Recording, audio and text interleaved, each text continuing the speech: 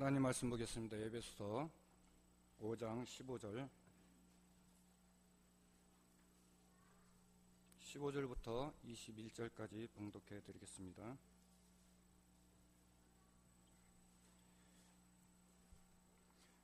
그런즉 너희가 어떻게 행할 것을 자세히 주의하여 지혜 없는 자 같이 말고 오직 지혜 있는 자 같이 하여 세월을 아끼라. 때가 악하니라. 그러므로 어리석은 자가 되지 말고 오직 주의 뜻이 무엇인지 이해하라. 술 취하지 말라. 이는 방탕한 것이니 오직 성령의 충만을 받으라. 시와 찬미와 신령한 노래들로 서로 화답하며 너희의 마음으로 주께 노래하며 찬송하며 범사의 우리 주 예수 그리스도의 이름으로 항상 아버지 하나님께 감사하며 그리스도를 경외함으로 피차 복종하라. 아멘. 이 시간에는 경인 백석 신학교 학장님으로 계시는 정기환 목사님께서 귀한 말씀 전해주시겠습니다. 많은 은혜 주시기 바랍니다.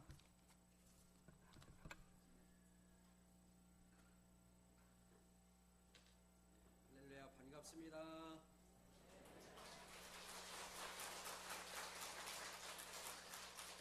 잠시 우리 기도하겠습니다. 고마우신 아버지 하나님 감사합니다. 주님께서 핏값을 주고 세워주신 이 상남교회, 특별히 제2 남전도의 헌신 예배를 드릴 수 있도록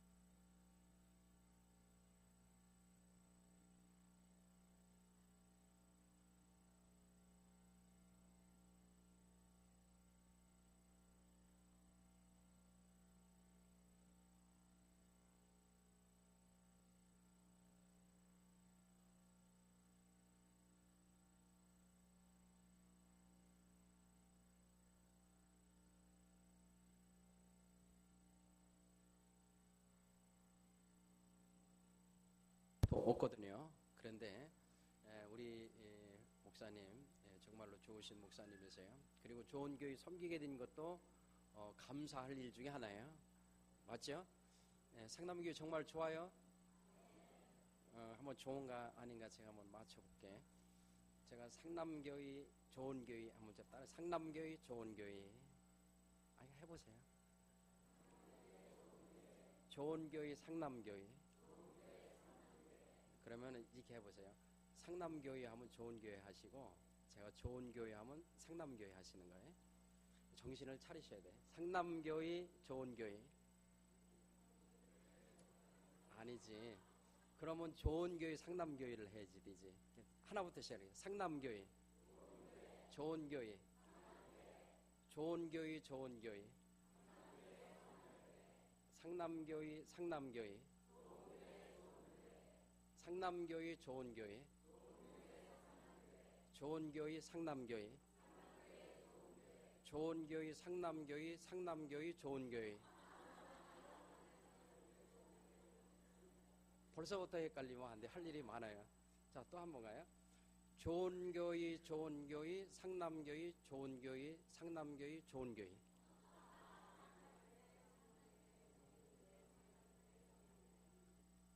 맞추신 분 혹시? 맞추신 분 없어요? 무조건 손 들고 나와야 되는데 그런 선물 주려고. 정말 좋은 교회 섬기시는 거 복 중에 복입니다. 오늘날 예수님 믿는 거 복이죠. 그 중에 정통적인 교회를 섬긴다는 거는 또 복입니다. 어떤 때는 기도하면서 그 생각이 들어요. 칼날 위에서 다치지 않으면서 보호받으면서 가는 것보다 더 기적이다. 오늘날 그 말세가 되어서 이단들이 얼마나 난리치는지 모릅니다. 옛날에는 부끄러워했는데 요새는 부끄러워하지도 않아요. 대놓고 난리치죠. 여기는 어떤지 모르겠는데 저희 동네 흔히 얘기하는 신천지 이 사람들 여기도 골치 아프게 하죠. 그 웬간하에서 저기 하는 게 아니에요. 한 번은 그 장로님 가정이 저희 교회에 왔더라고. 그래서 잘 옮기지 않을 텐데 왜 왔는가 이렇게 봤더니 나중에 그 가정이 전부가 가짜예요. 장로도 가짜, 부인도 아닌 부인을 부인으로 데리고 와, 자식도 알고 보니까 자기 자식이 아니에요. 근데 그렇게 짜고 들어와요. 그래서 야, 이게 별의별 방법을 다 쓴구나. 정신 똑바로 차려야 할 때 우리가 살고 있는 줄로 믿습니다. 자, 오늘 같이 은혜를 받고자 하는 제목이 있어요. 뭐라고 되어 있느냐면은 지혜 있는 자. 제목 그 메뉴는 아래 제가 다녀가고 나면은 저분 뭐한가. 오늘 정말로 귀한 분 다녀가는 거예요. 제 이름을 그냥 읽어보면 돼요. 정말로 귀한 분이라니까 그렇게 써주셨어요. 이렇게 보니까 지혜 있는 자. 메뉴는 알고 또 지나가시. 지혜 있는 자. 여러분 다 지혜 있는 자인 줄로 믿습니다. 에베소 지역을 향해서 위치는 말씀인데 성지순례에 가신 분들은 에베소 지역을 가 보셨을 거예요. 이 에베소 지역이 상당히 복잡한 지역입니다. 생각보다도 사도 요한의 마지막 사역지죠. 예수님의 어머니를 모시고 거기에서 사역을 하셨어요.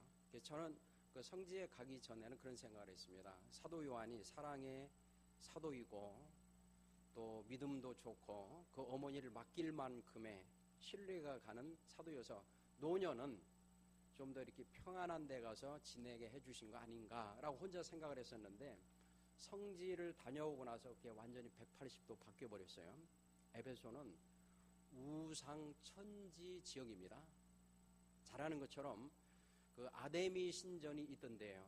이 아데미 신전은 우리가 아는 것처럼 유네스코 제1번 파르테논 신전이라고 하는 것이 그리스에 있거든요. 그것보다도 4배나 큽니다. 기둥이 127개나 되는 엄청나게 당대 가장 큰 7대 불가사의보다 더 불가사의한 신전이 있던 지역이 에베소입니다. 그쪽에다 집어넣은 거예요. 그러니까 하나님의 일은 주님 품에 갈 때까지 영역이 있는 사람들을 더 일하게 만드시는구나. 지금 사도 요한의 묘가 있는 데서 아래를 바라보면 아데미 신전이 보여요. 기둥 127개 중에 1개만 남아있고 나머지는 다 뽑아갔어요. 사람들이 그거 갖다 놓고 집에 놓으면 뭐가 되는 줄 알고 그러는가 봐. 다 뽑아가고 하나만 남아있는데 그게 어마어마하게 커요. 이 아데미라고 하는 것은 영어화된 이름이 다이애나입니다. 여러분 다이애나 하면 생각나는 사람이 있어요? 영국에 왜 그 왕세자비 해가지고 불행하게 죽은 분 있죠. 우리가 오해하는 것들도 많아요. 그분이 평민이라고 이렇게 생각하는 사람이 있는데 그건 그 나라를 모르는 사람들이 하는 거고 그 귀족입니다. 그 영국이나 이런 데는 귀족이 아니면 왕가를 접근을 할 수 없게 돼 있어요. 구조적으로. 그러니까 노는 물이 달라가지고. 근데 그런 사람을 뭐라 하냐면은 그 패망한 멸망한 귀족이라고 그래요. 귀족 그 혈통을 가지고 있으면서 망한 그런 귀족 계열이거든요. 근데 이름이 안 좋아. 보통 우리가 모르고 그렇게 했었을 수 있어요. 다이아나 하니까 아데미입니다. 거의 영어화된 그 이름이거든요. 이방 신의 그 이름이에요. 그것이 있는 지역이 에베소요. 그러니까 사도 요한은 그곳에서 주님 품에 갈 때까지 그 어머니를 모시면서 그 이단의 세력들과 싸웠습니다. 그러니까 사도 바울이 그 경기장에서 복음을 전할 때 그러잖아요. 그 몇 시간 동안이나 그 지역이 난리치고 아데미 신이여 하면서 바울을 죽일 듯이 달려들잖아요. 그 지역을 향해서 이 어지러운 세대 가운데에서 그냥 신앙생활 하지 말고 지혜로운 자가 되라 이렇게 권면을 하고 있어요. 오늘 그런 지역 쭉 묶어가지고 이렇게 얘기합니다. 너희가 어떻게 행할지를 자세히 주의하여. 오늘 자세히 주의하셔야 돼요. 아멘. 심각해. 자세히 주의하여 지혜 없는 자 같이 하지 말고 오직 어떻게? 지혜 있는 자 같이 하여. 제가 먼저 여기 예배 몇 시에 보통 끝나죠? 끝나는 시간을 제가 알아야 이걸 조절을 하거든. 우리 목사님 그렇게 시간 주시면은 큰일 나. 제가 밤까지 할 수도 있어요. 제가 목요일날 부산 집회 가는 데는 1시 반부터 시작해서 저녁 9시 반까지. 전 그런 거를 아주 좋아해요. 벌써부터 걱정이 이제 슬슬 밀려오기 시작하죠. 제가 백석대학교에서 강의할 때는 하루에 10시간씩 강의했습니다. 보통 하면은 그렇게 하거든요. 어때요? 오늘 한번 계속 가보실까요? 한번 가보실까요? 주변에 약속도 있고 뭐 하고 그러는데 아이고 큰일 났구나. 좋은 분이 없이 집중하시면 1시간 안에, 더 집중하면 1시간보다도 더 짧게, 한 분 조는데 5분씩 늘어납니다. 한 분이 오는데 5분씩 늘어날 거니까 잘 이렇게 몇 분하고 협조를 해주셔야 돼요. 이렇게. 왜냐면 오늘 자세히 주의하여야 되는 때에 졸거나 졸면 5분이고 주무시면 10분 늘어나요. 근데 여기서는 정확하게 체크할 테니까 저를 똑바로 보셔야 돼요. 자세히 주의하여 지혜 없는 자 같이 하지 말고 오직 지혜 있는 자 같이 하여. 그러면 지혜 있는 자라고 했는데, 그럼 지혜 있는 자처럼 신앙생활을 하려면 지혜라고 하는 게 뭔지를 알아야 지혜 있는 자 같이 하죠. 지혜가 도대체가 뭐냐고 물으신다면 뭐라고 하겠는가? 보통 백과사전에서는 이렇게 얘기를 해요. 사리에 맞게 생활하는 슬기, 또는 사리를 밝히고 잘 처리해가는 능력. 요거를 좀 더 헬라어로 보면 필로소피아. 무슨 말인가 더하면 갈수록 어지러워져요. 이게 이제 철학이라고 하는 거하고 연관성이 있습니다. 철학이라고 하는 것은 들을수록 골치 아픈 거예요. 그래서 여기도 철학하시는 분 있을 수 있는데, 철학자들은 보통 얘기할 때 그분들이 얘기한 것을 듣는 사람은 철학자가 한 얘기는 무슨 얘기했는지를 잘 알아듣질 못합니다. 더 유명한 철학자는 자기가 무슨 말을 했는지도 몰라. 이게 유명한 철학자예요. 철학은 헷갈리는 거예요. 그래서 사리에 맞게 생활하는 슬기가 도대체가 뭔가. 우리는 그런 거에 관심이 없고 성경에서 어떻게 풀어주는가가 핵심인 줄로 믿어요. 시편 111편 10절에 보니까 여호와를 경외함이 지혜의 근본이오늘. 그러니까 지혜라고 하는 것은 머리가 좋다든지 IQ가 높다든지 이걸 얘기하는 게 아니라 여호와를 경외하는 것이 지혜인 줄로 믿습니다. 이게 근본적으로 다른 거예요. 세상 사람들은 그러잖아요. 머리 쓰다듬으면서 야, 너 참 지혜롭다, 뭐 공부 잘하겠다. 그건 세상적 해석을 얘기하는 거고, 우리는 그걸 얘기하는 게 아니라 성경에서 풀어주는 걸 얘기하는데, 여호와를 경외함이 지혜의 근본이다. 오늘 이 남자들은 참 지혜로우세요. 왜? 여호와를 경외하니까. 이 자리에 온 응원군들 지혜롭습니다. 여호와를 경외하는 분들이 나왔으니까.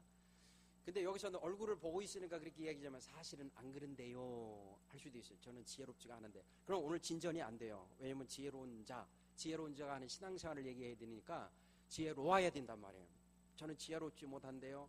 그럼 어떻게 하느냐? 하나님은 걱정할 필요가 전혀 없게 만들었습니다. 야고보서 1장 5절에 너희 중에 누구든지 상관이 없어요. 지혜가 부족하거든.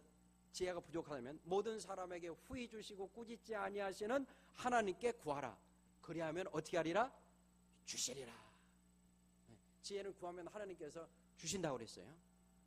그러니까 우리는 다 지혜로울 수 있는 여건과 환경을 가지고 있는 줄로 믿으시면 아멘. 그러면 언제 지혜를 구하실래요? 집에 가서? 오늘 지혜로워야 이게 진행이 된다니까? 지혜롭지 않으면 여기서 스톱하고 보따리 싸고 가야지 돼. 9시간 할 거 그냥 9분 만에 끝내고 가야 돼. 근데 뒤로 미룰 수가 없잖아. 그러니까 오늘 주님 말씀하시기를 지혜가 부족하면 후히 주시고 꾸짖지 아니하시는 하나님께 어떻게 해다? 구하라. 이 시간 오늘 시대는 즉시 구하는 거야. 뒤에 가서 할 필요 없어요. 우리 잠깐 합심해서 한번 기도하겠습니다. 뭘 하냐면 야고보서 1장 5절에 의지해서 지혜가 부족하면 구하라 그랬으니까 주님 구하오니 이 시간 나에게 지혜를 더하여 주시옵소서. 같이 한번 주여 한번 부르고 기도하도록 하겠습니다. 주여, 우리 아버지 하나님 감사합니다. 오늘 지혜로운 자에 대해서 같이 은혜를 나눕니다. 아버지 하나님께서 함께 하시고 지혜를 더하여 주옵소서. 여호와를 경외함이 지혜의 근본이오늘 말씀하셨습니다. 이 상남교회 드나드는 출입하는 모든 성도들에게 지혜 충만하게 하여 주옵소서. 아버지 하나님, 누구든지 부족하면 구하라고 하셨습니다. 꾸짖지 아니하신다고 그랬습니다. 그리하면 주신다고 말씀하셨습니다. 야고보서 1장 5절의 말씀이 이 자리에 구하는 모든 입술 위에 임하게 하여 주옵소서. 그래야 지혜로운 자로서 신앙생활에 하나님께 영광 돌리고 이 시대의 큰 역할을 감당할 수 있도록 간섭해 주실 줄로 믿습니다. 감사하옵고 예수님 이름으로 기도하옵나이다. 아멘. 자, 그러면 믿음으로 받아들이시고 이제 됐어요. 그러면 지혜 있는 자같이 하여의 첫 번째가 16절 말씀입니다. 지혜로운 자가 하는 그 생활 방편의 첫 번째가 16절인데 뭐라고 되어 있는가 한번 같이 읽어보겠습니다. 합독하죠. 시작. 예, 아주 간단하게 됐어요. 세월을 아끼라 많이 강론 들으신 제목 중에 하나예요. 카이로스 크로노스 하면서 많이 들으실 수 있는 건데 1차적으로는 세월을 아끼라, 시간을 아끼라. 세대가 어수선하니까 그렇게 하라. 맞습니다. 세월 참 빨리 가죠. 여기 머리가 희끗희끗한 분들 계신데 청춘이 아마 엊그제 같았을 거예요. 권사님들 그렇죠? 엊그제 같은데 벌써 백발됐고 며느리 들어오고 뭐 딸 씨 보내고 그런 세월 뛴 거예요. 다 그렇게 됩니다. 보면은 세월 빨라요. 그러니까 시간 관리 잘 하셔가지고 하늘에 매일같이 상급 쌓으시기 바랍니다. 근데 여기에 들어있는 속뜻이 있어요. 오늘은 그것을 얘기하고자 하는 것이 아니고 가만히 한번 성경을 봐요. 오늘은 자세히 보셔야 돼요. 자, 세월을 아끼라라고 한 그 글자에 1, 2, 3, 4 이런 게 글자가 써 있을 거예요. 아마 세월을 아끼라 어깨에 되게 뭐라고 써 있죠? 1, 2에서 뭐 2 이렇게 됐어요. 아래로 쭉 내려오면 뭐냐면 헬. 그래가지고 뭐라고 돼 있어요? 기회를 사라. 이 헬라어 원어의 원전의 뜻은 뭐냐면은 세월을 아끼라고 하는 뜻은 기회를 사라, 기회를 붙잡으라 그 뜻입니다. 기회라고 하는 것은 있기 때문에 붙잡으라고 한 줄로 믿으시기 바랍니다. 하나님이 주시는 그 찬스는 항상 있는 게 아니에요. 뭐 일반인들도 보면 일생에 뭐 3번 있다, 뭐 하다 이렇게 얘기를 하고 그러는데 보통 생활 가운데 그런 얘기 하죠. 딸들이 관연했는데 나이가 많이 들었는데 지금 결혼을 못 하고 있어요. 그럼 어른들 하는 얘기가 있습니다. 뭐라고 보통 얘기해요? 얘가 어떻게 해서 지금 결혼을 못 하고 있다? 요즘 아이들은 원래가 잘 안 가려고 그래요. 갈 생각들도 안 하고 그래서 부모님들 그 기도 제목 중에 하나인데 빨리 시집장가 가가지고 애들 줄줄이 낳는 것도 효도요. 그렇죠? 시집장가 빨리 가가지고 쉬지 말고 애들을 빨리 낳는 것도 효도라니까. 잘한가요? 저희 교회에서 어제 신혼여행 다녀온 그 집사님이 있어요. 나이가 49이요.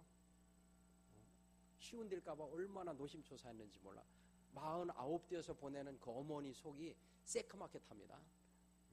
갈 생각을 안 해요. 그렇게 보면은 효도하라고 그랬더니 빨리 이제 장가 가가지고 다녀왔다라고 보니까. 근데 보통 그 나이가 이렇게 늦어졌을 때 어른들이 뭐라 하냐면 혼기를 뭐했다? 놓쳤다. 혼이 날 기회를 놓쳤다. 그 얘기예요. 그러고 나면 몇 년, 몇십 년이 쫙 갈 수 있다니까. 그 기회를 놓친 걸 얘기합니다. 근데 기회는 올 때에 붙잡아야 돼요. 이후로 여할망노라고 기회라고 생각을 하면은 이제는 그것을 붙잡아야 되는데 오늘 이 남전도회 또 여기에 오신 분들은 이 시대에 이 상남교회를 섬기는 교회를 이곳을 통해서 헌신할 수 있는 기회를 하나님께서 주신 줄로 믿으시면 아멘. 이게 아무 때나 오는 게 아니에요. 지금 대한민국이요. 보통 축복받은 때가 아닙니다. 넘치도록 복을 받았어요. 지금 젊은 아이들은 잘 모르죠. 여기는 그 대화가 되는 분들이에요. 보니까 어려운 시절을 겪었어요. 보릿고개라는 것을 압니다. 뭐 보릿고개 얘기하면 뭔 얘기는 또 한참 풀어줘야 돼요. 거기에 여우가 나오냐 뭐가 나오냐 어디에 있는 거냐 그걸 또 따지는 사람들이 있더라고. 예, 보릿고개를 겪어 너무너무 어려운 시절을 겪었습니다. 먹거리 자체가 해결이 안 됐잖아요. 먹거리 해결된 건 몇 년 안 돼요. 실질적으로 보면 제가 어렸을 때만 해도 2만 원대 넘어갈 때는 쌀밥 구경 못합니다. 쌀밥이 어디 있어요. 보리밥도 먹기 힘들어. 그래서 보리가 새로 나올 때까지 먹거리가 없기 때문에 그 고개 넘기가 너무 힘들다. 그래가지고 보릿고개 이렇게 얘기하는 통일벼라고 하는 것이 나와가지고 필리핀보다도 훨씬 못 살았잖아요.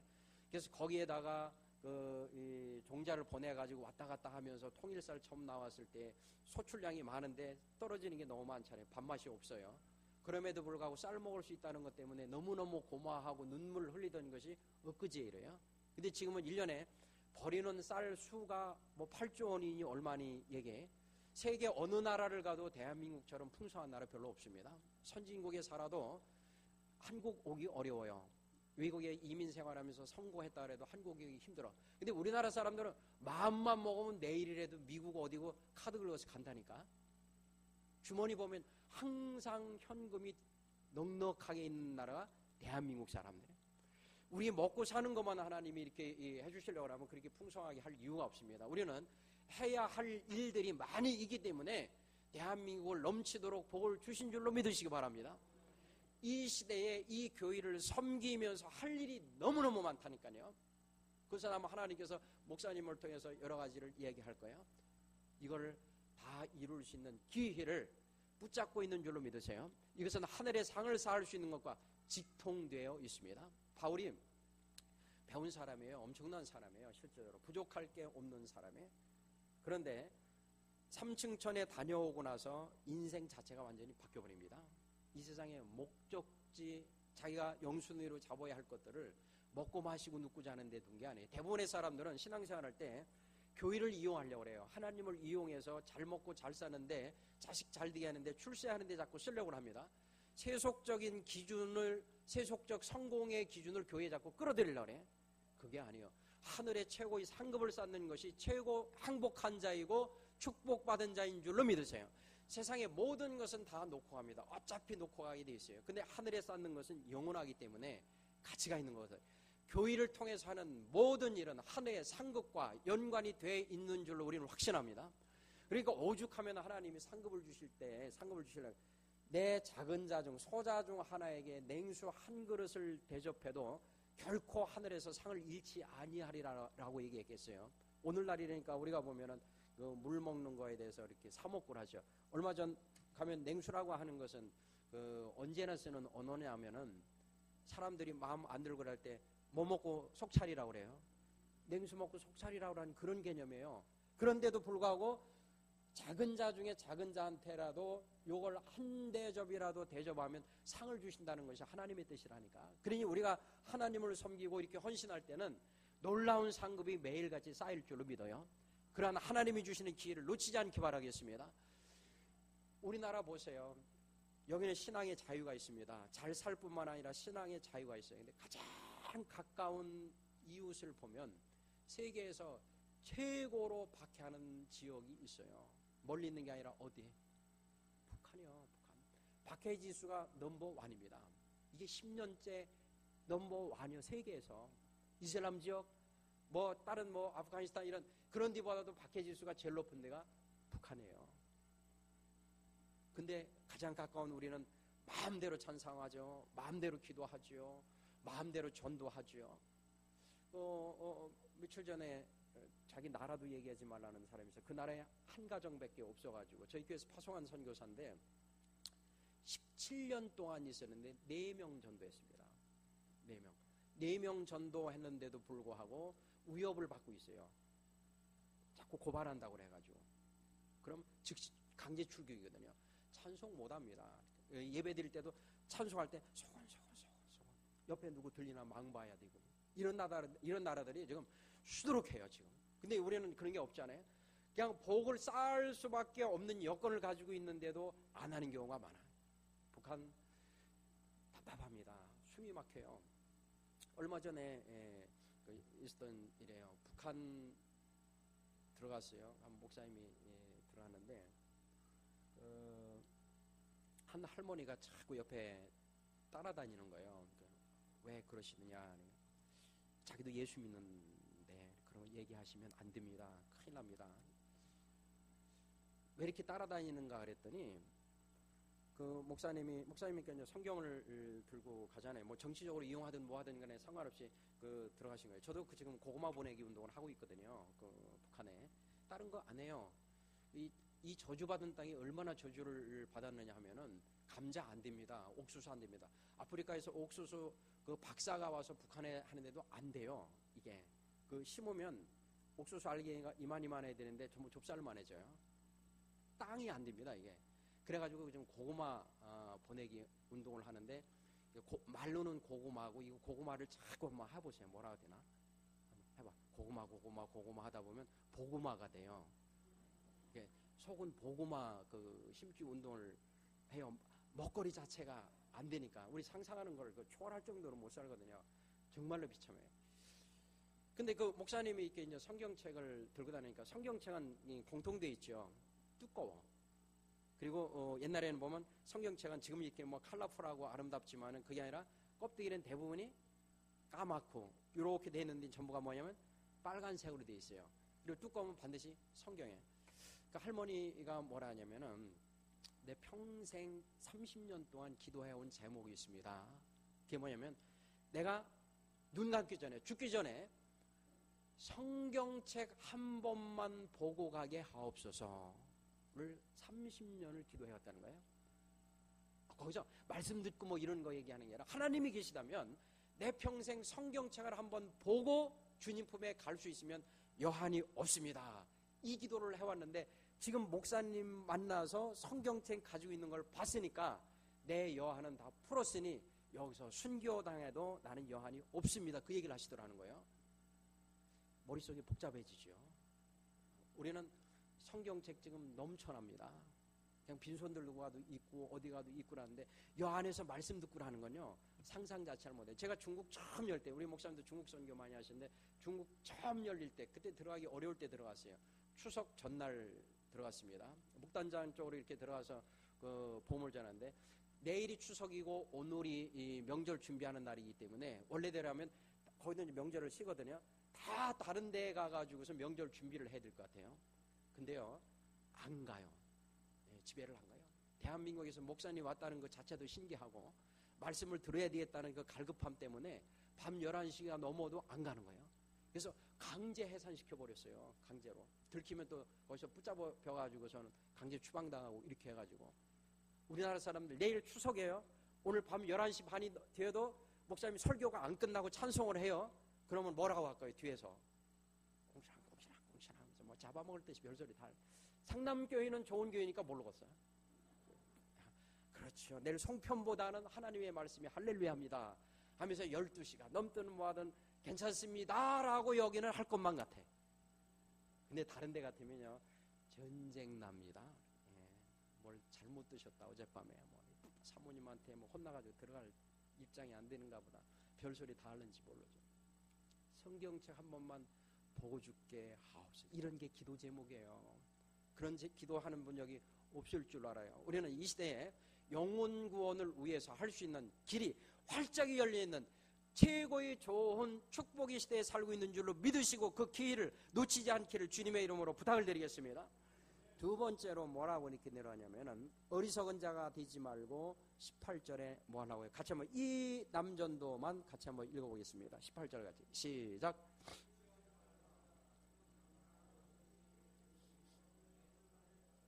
예, 여기서 이제 술 취하지 말라. 지혜로운 자가 지혜 있는 자가 신앙생활하는 모습이요. 첫째는 기회를 붙잡아야 돼. 두 번째는 술 취하지 말라 그러니까 뭐 이렇게 생각할 수 있어요. 에이, 저는 알코올 다 끊었습니다. 상관없습니다. 나랑 상관없는 거지요? 라고 하는지 몰라요. 물론 그건 당연하죠. 상남교에서는 그거는 있을 수 없는 거예요. 남전도가 어디 가서 술을 잡순다든지 뭐 뒤에서 담배 피고 다닌다든지 이런 거는 상상할 수도 없고 상상이 안 되는 교회예요. 맞아요. 찔려요. 제 동서가 그 얘기를 하더라고. 청년 때 그 청년 회장을 했어. 그러니까 믿음이 좋잖아요. 그래도 청년 회장 정도 하면 믿음이 좋아가지고 결혼을 했어. 근데 결혼을 하고 나서 보니까 밥만 먹고 나면 없어지더라는 거예요. 밥만 먹고 나면. 이게 이제 한두 번은 괜찮은데 계속적으로 되풀이되니까 왜 그런가 하고 밥 먹고 나서 가는 길 찾아가 봤더니 뻐끔뻐끔 하고 있더래. 그래가지고 기절할 정도가 돼가지고 쇼크받고 온 적이 있어요. 이게 보편적으로 신앙생활에서 모르는데 회장까지 한 분이. 그러니까 우리 믿음의 백성들 하지 말라는 건 안 하는 게 좋습니다. 근데 여기 술 취하지 말라. 그냥 알코올적인 거에서 제한되는 게 아니에요. 뒤에 이렇게 가만히 보면 그래요. 이는 방탕한 것이니 뭐라냐면 오직 성령의 충만함을 받으라. 예, 성령의 충만함을 받으라 오직 했기 때문에 이 전체적인 문맥은 뭐냐면 성령 충만 받지 아니한 모든 것을 금하라 그 뜻입니다. 술만 얘기하는 것이 아니에요. 물론 세속적인 그런 술도 포함을 하고 있지만은 더 적극적으로는 성령 충만하지 않은 모든 것들 하지 말라. 오늘날 우리를 부르는 것이 엄청이 많습니다. 밖에서 유혹하는 거, 미혹하는 거, 걸려들지 아니하고 이 자리에 나오시는 것 자체가 사실은 기적이에요. 참 감사한 거예요. 감사합니다 보면. 지금 부르는 데가 밖에 오늘 날씨 좋아요. 그 계절의 여왕이요. 장미꽃 폈어요. 막 부르지 않아요. 꽃들이 부르고 뭐 새들이 부르지 않아요. 나오라고 부르지 않아요. 골프채 갖고 나오라고 부르지 않아요. 거기서 보면은 낚시 부르지 않아요. 오락이 부르지 않아요. 부르는 거 너무너무 많아. 화투장에 부르는 사람도 있고 모이기만 하면 화투하는 사람들, TV가 부르기도 하고. 근데 고린도전서 15장 33절에 보면 이렇게 속지 말라. 악한 동무들은 선한 행실을 더럽히나니. 우리의 선한 행실을 더럽히는 그건 다 악한 동무들입니다. 그런 데에 취하지 말라는 뜻으로 받아들이시기 바랍니다. 아마 여기 올 때도 고민하신 분 있을 수 있어요. TV를 볼 거냐, 예배를 드릴 거냐, 아니면은 여기를 와야 되나, 아니면은 어디를 놀러 갔어야 되나, 왔다 갔다 저울질 했을 수도 있어요. 그러다가 교회로 갈까, TV 볼까. 이 사람은 교회로 온 거예요. 교회로 올까, TV 볼까, 야구 볼까, 축구 볼까. 이 사람은 지금 안 나와 있어요. 여기에. 거기에 빠져 있어요.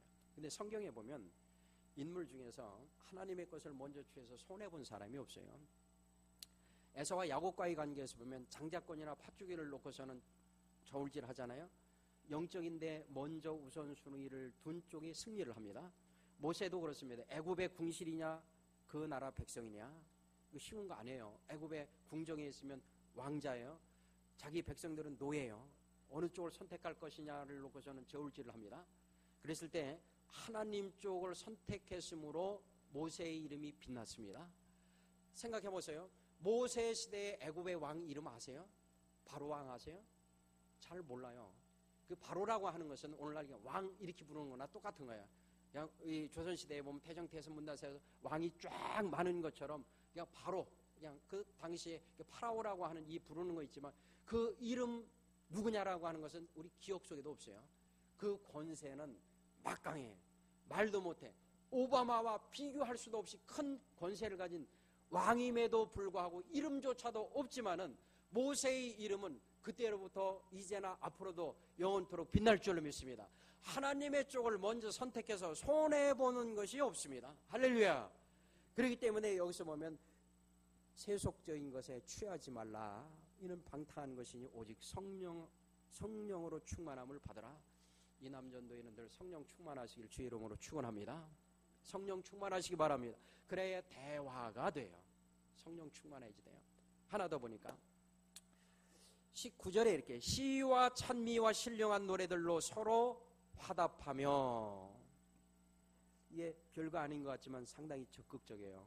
우리 담임 목사님 그 시가서 쪽에 아주 밝으시다. 이렇게 대화가 좀 돼요.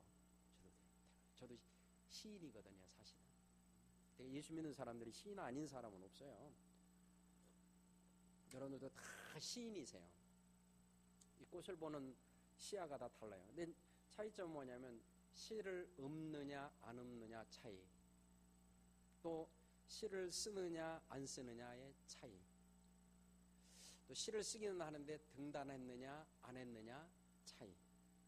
등단은 했는데 활동을 하느냐 안 하느냐 차이. 이런 것들이 있을 뿐이에요. 여기도 보면 시인도 있으실 것 같아요. 이렇게 시인도 있으세요. 시와 찬미와 신령한 노래들로 뭐라고요? 서로 화답한다.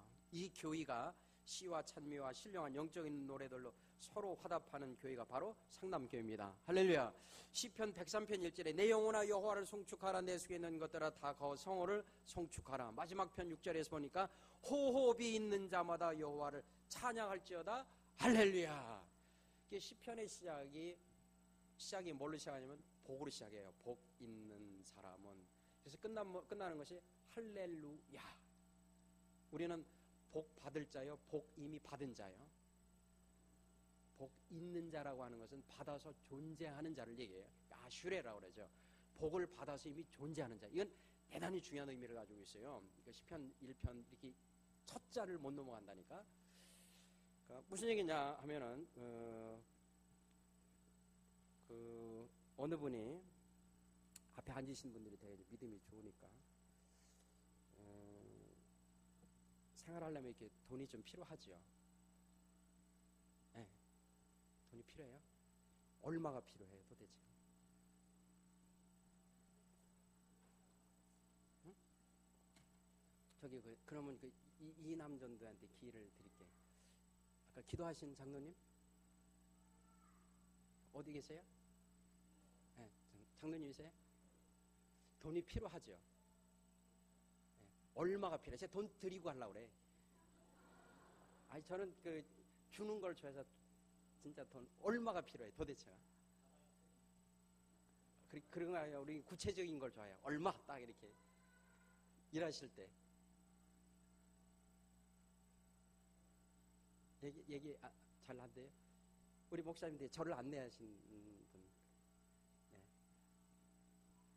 돈 필요하죠. 얼마가 필요하세요? 남자분들은 대화가 안 돼. 다시 넘어가게. 얼마가 필요했어요? 제가 돈 드리고 한다니까 진짜로. 오늘 복 받으셨어요. 그게 구체적으로 얼마예요? 하나님한테 얘기할 때는 구체적으로 얘기해야지 돼. 하나님 나 10,000원 필요합니다. 1,000,000원 필요합니다. 1억이 필요합니다. 1억 5천만 원 필요합니다. 이런 걸 얘기를 해야 된다니까. 목사님은 곤란하게 할까봐 지금 얘기를 안 하는 것 같아. 근데 얼마를 얘기해도 상관없다니까. 오늘 기회를 잡으라 그랬잖아 아까. 그 구원 말고 여기 영적이어서 잠깐 대화 이거예요. 영적으로 실질적으로 생활하는 데 필요한 돈 얼마?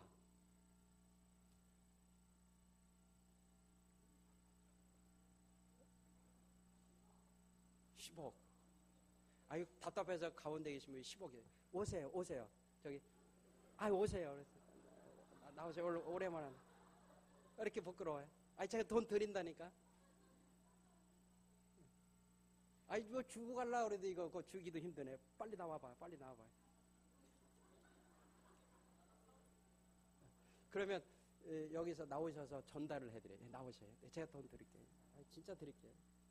전 돈 갖고 다녀요. 이렇게 그냥. 제가 돈을 드리는데 그냥 받으시면 안 되고 이게 얼마짜리인가를 읽고 받으셔야 돼요. 이걸 여기서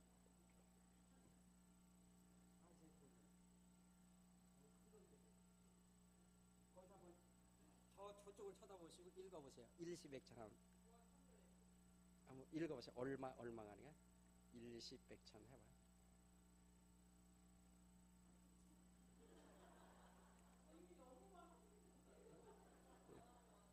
그러니까 읽으면 되잖아. 일시백천 한번 해봐요.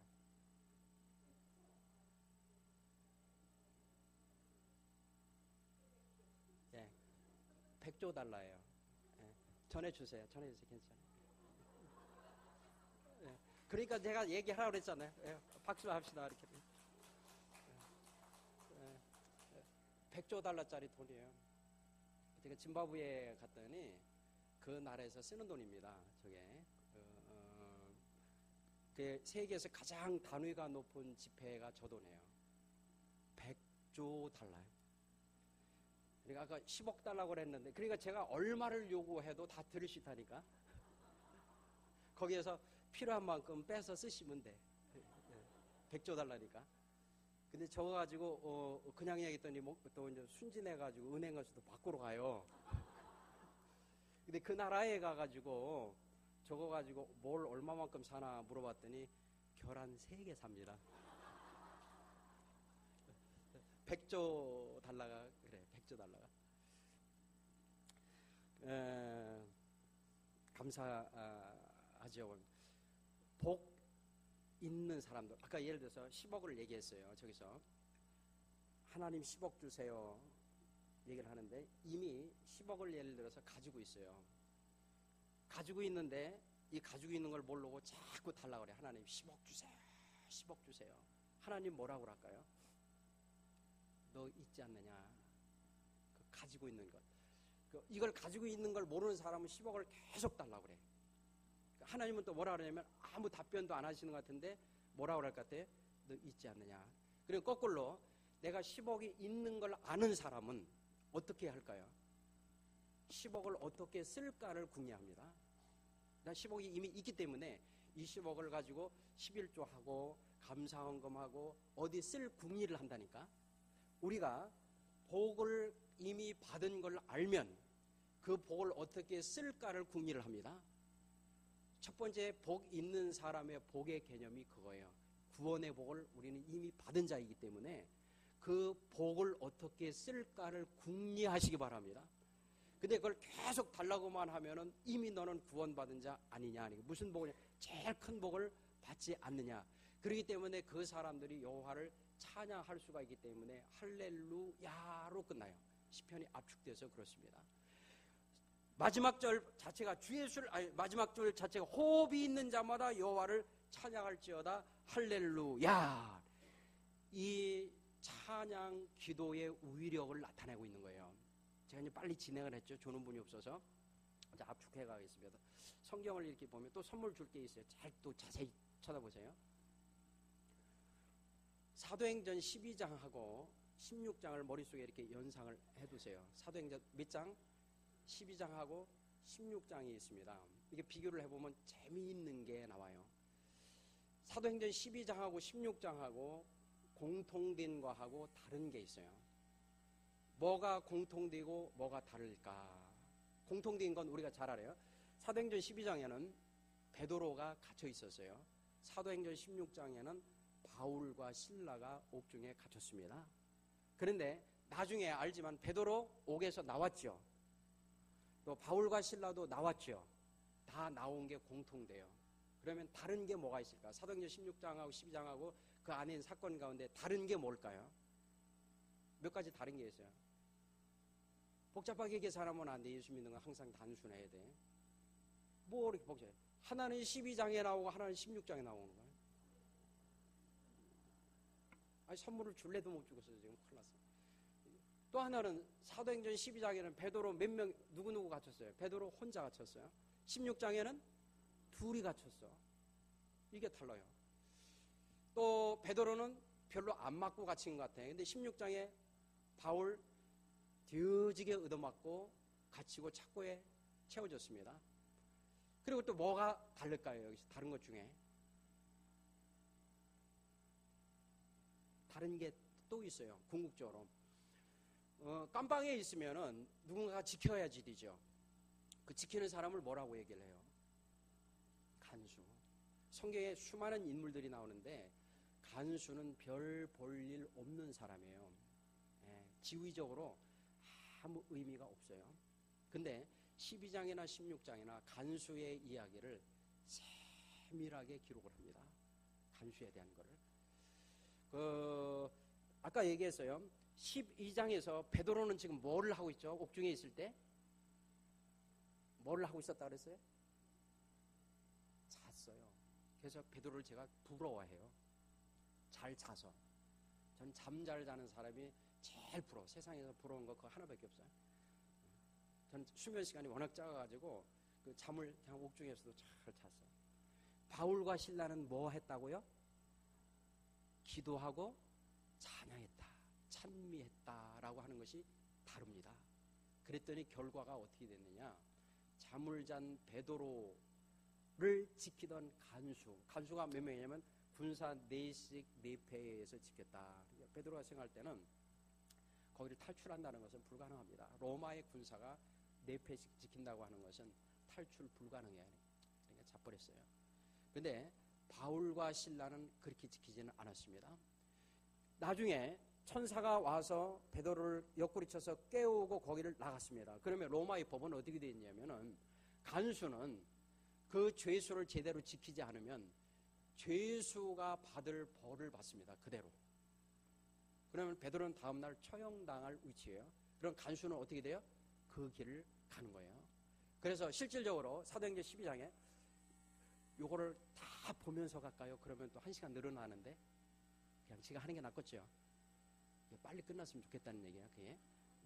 거기서 보니까 신문을 당하고 그 간수들이 신문을 당하고 전부 죽임을 당합니다.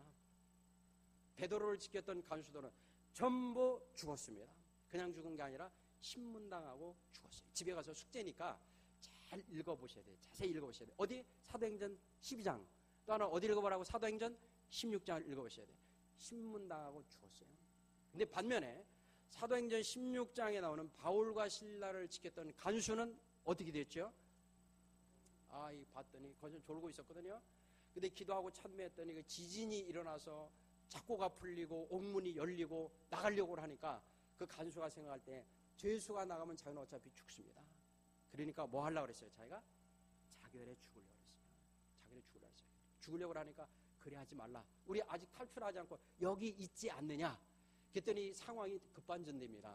죄수하고 간수하고 뒤바뀌어. 간수가 뭐라 하냐면 그러면 선생님이여 내가 어찌 하면은 구원을 받습니까? 어떻게 하면 내가 살겠습니까? 그 간수의 얘기는 뭐냐면 자기가 사형당할 것 같으니까 그 내가 죽지 않는 방법이 뭡니까? 그 얘기예요.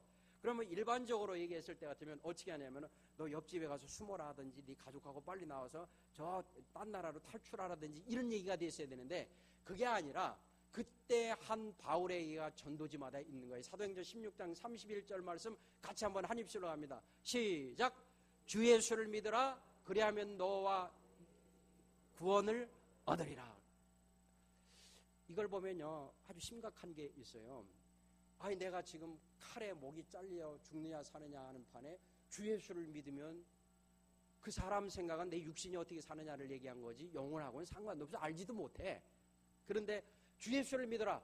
그러면 내가 살리라 그런 게 아니라 플러스가 또 있어. 너와 내 집이까지 포함이 돼요. 네 집이 지금 집을 생각할 겨를이 아니거든요. 그 의미는 뭐냐면은 주 예수님을 믿으면 주님의 보호함 가운데 우리 영혼이 살 뿐만 아니라 주변까지도 구원을 받습니다. 그런데 주님의 구원의 역사는 나 혼자만을 원하시는 게 아니라 가정 식구들을 원하시는 줄로 믿으시면 아멘. 그래서 너와 내 집이 호오이코스라 그래요. 너에 속한 가정이 뜻이에요. 이게 어떤 의미를 갖느냐면은 오늘날 가정 구성을 이렇게 보면 어른이 계시고 그 아버지 엄마 자식들 이렇게 있잖아요. 가장 위에 있는 그를 뭐라 하면 호주 이렇게 얘기를 해요. 가장 나이 많이 드신 분 중심으로 이렇게 편성이 되는 거예요. 거기에 속해 있다는 뜻이에요. 그 집에 속해 있다. 근데 영적으로는 어떻게 되느냐면은 어떤 사람이 예수를 제일 먼저 믿었어요. 근데 주변이 안 믿어요. 그러면 제일 먼저 믿은 사람에게 주변이 속해지는 줄로 믿으세요. 그 사람을 통해서 그 가족을 구원하시기 위한 하나님의 뜻이 거기에 있는 거예요. 그래서 너가 믿으면 그 다음 거는 너의 속한 가정의 식구가 됩니다. 그래서 너와 네 집이라고 그랬을 때 너와 너의 속한 집의 식구들이 이 뜻이에요. 구원을 받으리라. 그러니까 여기서 안 할 이유가 없죠. 자기는 지금 정신이 없고 죽을 판이 되니까 그렇다면요 믿겠습니다. 그래서 이 사람이 루디아의 집에 가서 세례를 받고 그 식구들이 모여가지고 세운 교회가 빌립보교입니다. 이 빌립보 교회가 마게도니아 첫성의 교회가 돼요. 그래서 이 교회를 통해서 유럽이 전도되고 영국으로 건너가고 미국으로 가고 거기서 건너와서 저와 여러분까지 믿게 된 거예요. 할렐루야. 그러니까 우리가 연관이 없는 게 아니라 우리 족보를 따지고 있는 거죠. 지금 보면은. 근데 뭘 얘기하고자 하는 거냐면은 베드로 사도한테는 미안해요. 그러나 현장에 있었던 거니까 어쩔 수가 없어요. 우리에게 교훈을 주시는 하나님인데, 베드로가 됐던 바울이 됐던 이 자리에 있는 우리가 됐던 우리는 기도해야 할 자인 줄로 믿으시면 하면, 기도해야 할 자가 잠을 자면 어떤 현상이 일어나요? 주변이 죽습니다. 베드로를 지켰던 그 주변이 다 죽어버렸습니다. 다 죽어버렸습니다. 반면에 바울과 신라를 지켰던 간수는 그 간수뿐만 아니라 그 가족까지도 다 구원을 받은 줄로 우리는 믿습니다. 이 상남교회가 이 자리에 왔을 때 이 주변이 다 구원받는 역사가 있기를 주님의 이름으로 축복합니다. 여러분이 예수를 믿었다면 여러분과 여러분 가족, 식구, 친구, 이웃이 다 구원받는 역사가 있기를 주의 이름으로 부탁을 드리겠습니다. 남전도회 여기서 생활하고 여기서 즐기고 교제하고 이것만 제한되는 것이 아니라 이 남전도회를 통해서 기도하고 찬미함으로 말미암아서 주변에 기적의 역사가 일어나고 구원이 일어나는 역사가 분명히 있을 줄로 믿습니다. 그 역사를 기대하는 거예요. 그것은 뭐냐면 적극적 의미에서의 지혜로운 자의 신앙생활을 얘기하고 있는 거예요. 그 사람들의 생활에 뭐냐면 시와 찬미와 신령한 노래들로 서로 화답하며. 제가 하나만 간증하고 마칠게요. 조는 분이 하나도 없어요. 여기는 신기해요. 저희 교회는요 꼭 조는 사람이 있어요. 뭐라고 할 수도 없어요. 제 딸이 꼭 졸아요. 딴데요. 애가 날 때 너무너무 힘들게 낳거든요. 병원에서 아이를 흔히 얘기해 지워라. 그래가지고 그 애가 그 잉태돼서부터 낳을 때까지 매일 배에 손 얹고 기도하나예요. 그 태어나도 이상한 아이가 나으니까 저기 하라, 빨리 없애는 것이 좋다. 근데 그렇게 할 수가 없잖아요, 생명을. 그래서 이 힘들든 뭐하든 짜증나든 저녁이 되면 아내가 불안하니까 손 갖다 얹어놔요. 그러면 다시 마음 가다듬고 기도하고 그랬는데, 얼마나 건강한 애가 나왔는지 의자 밑을 기어다니는 애는 걔밖에 없었어요. 온천히 그걸 서로가 알아가지고 아무 소리도 안 해. 지금은 이제 그 애가 컬러 내려가니까 잘 졸아. 뭐라고 얘기도 못하는데 여기는 조는 분이 하나도 없어. 그러니까 지금 압축해서 빨리 끝날라고 그래요. 제가 아프리카에 처음 갔을 때 한 30여 년 전 때입니다. 병을 들고 갔거든요. 아주 몹쓸 병을 다 앓고 있어가지고 그런 상태로 갔어요. 이슬람 지역으로 갔습니다.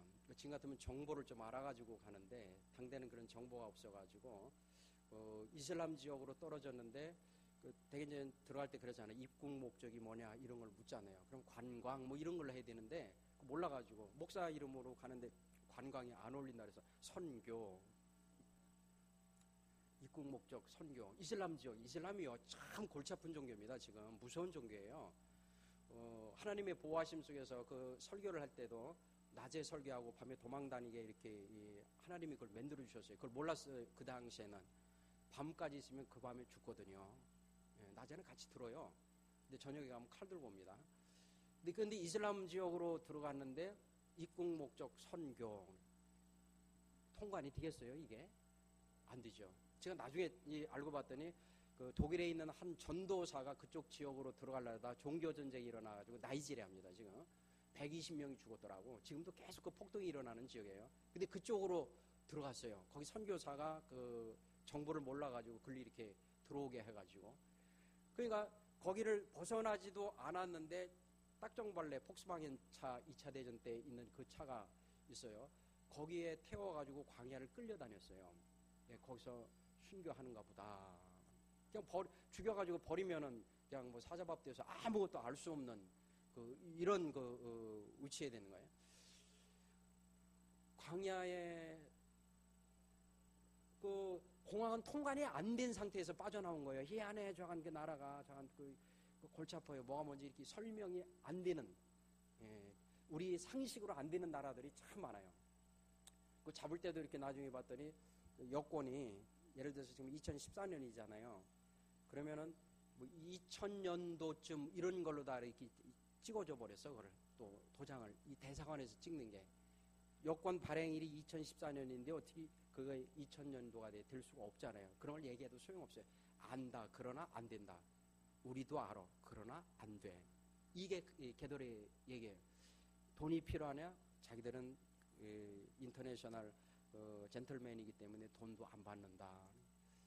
막 그러면서 이렇게 끌려 다니는데 밤하늘을 보니까 밤하늘이 그렇게 별들이 많아.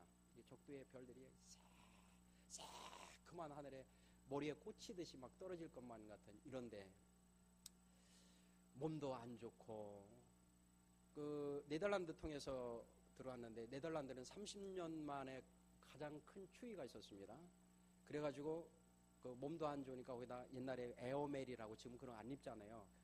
차량 이렇게 발달 에어멜에다가 오리털 파카를 입고 적도에 떨어진 거예요. 거기 가면 옷 갈아입 입을 때가 있다라고 그래가지고 근데 비행기에서 내리자마자 짐꾼들이 얼마나 많이 벌떼처럼 달려드는지 옷을 갈아입을 틈이 없었어요. 그러니까 그 옷에 그걸 입고 끌려다닌 거라니까. 끌려다녀. 밤하늘에 별들을 보니까 아주 캄캄하죠. 근데 왜 끌고 다니는지도 모르는데 모르게 이렇게 끌고 다녀요. 다만 내가 그분을 생각하니까 입국 목적이 선교라고 했으니까 그런 것 같아. 거기서 이슬람적이라 안 되잖아요. 큰 모스크가 있고 그렇더라고. 다음에 봤더니 끌고 다니는데 그 사람이 잠깐 어디 갔을 때 소변 보러 갔을 때 거야. 갔을 때 밤하늘의 별을 보면서 잠깐 나와서 무릎을 꿇고 기도를 했어요. 기도를 하는데 눈물이 그렇게 나와. 이제 하나님의 일 시작하는 때인데 하나님이 여기서 뭣게 하시렵니까? 하늘을 보고 기도하는데 그때 이 느낌이 천군 천마가 막 달려오는 것 같아. 하늘에서. 그러면서 흔들리지 않는 평안이 마음속 깊숙이 자리 잡더라.